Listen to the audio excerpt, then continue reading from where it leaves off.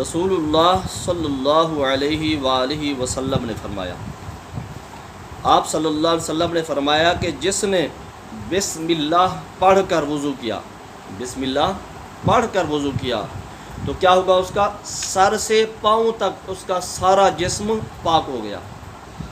جس نے بسم اللہ پڑھ کر وضو کیا تو اس کا جسم سر سے لے کر پاؤں تک سارا پاک ہو گیا۔ اور جس نے بغیر بسم اللہ کہے یعنی بغیر بسم اللہ پڑھے وضو کیا تو اس کا اتنا ہی بدن پاک ہوگا جتنے پر پانی گزرا۔ جب ہم وضو کرتے ہیں تو ہاتھ اور بازو، منہ، پاؤں، سر کا مسح کرتے ہیں، یہ آزاد ہوتے ہیں نا۔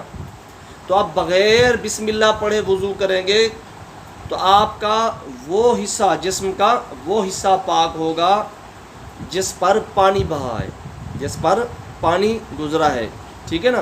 اور پانی آپ کو پتہ ہے وضو میں کون کون سے عضو پر گزرتا ہے، آپ کو پتہ ہے نا، جو دھو جاتا ہے۔ لیکن اگر آپ بسم اللہ پڑھ لیں گے، آپ وضو کرنے سے پہلے بسم اللہ پڑھ لیں گے تو پھر کیا ہوگا کہ آپ کا سارا بدن پاک ہو جائے گا، آپ کا سارا جسم پاک ہو جائے گا، سر سے لے کر پاؤں تک سارا جسم پاک ہو جائے گا۔ یہ بسم اللہ کی برکت ہے۔ تو پتہ کیا چلا کہ وضو بسم اللہ پڑھنے میں دیر تو نہیں لگتی نا۔ تو پتہ اس سے چلتا ہے اس حدیث مبارکہ سے کہ اگر ہم چاہتے ہیں کہ وضو کرنے سے ہمارا جسم جو ہے پورا کا پورا پاک ہو جائے، سر سے لے کر پاؤں تک، تو پھر ہمیں کیا کرنا ہوگا؟ وضو سے پہلے بسم اللہ پڑھنی ہوگی۔ لہٰذا ہمیں چاہیے کہ جب بھی ہم وضو بنائیں تو وضو سے پہلے بسم اللہ پڑھ لیں۔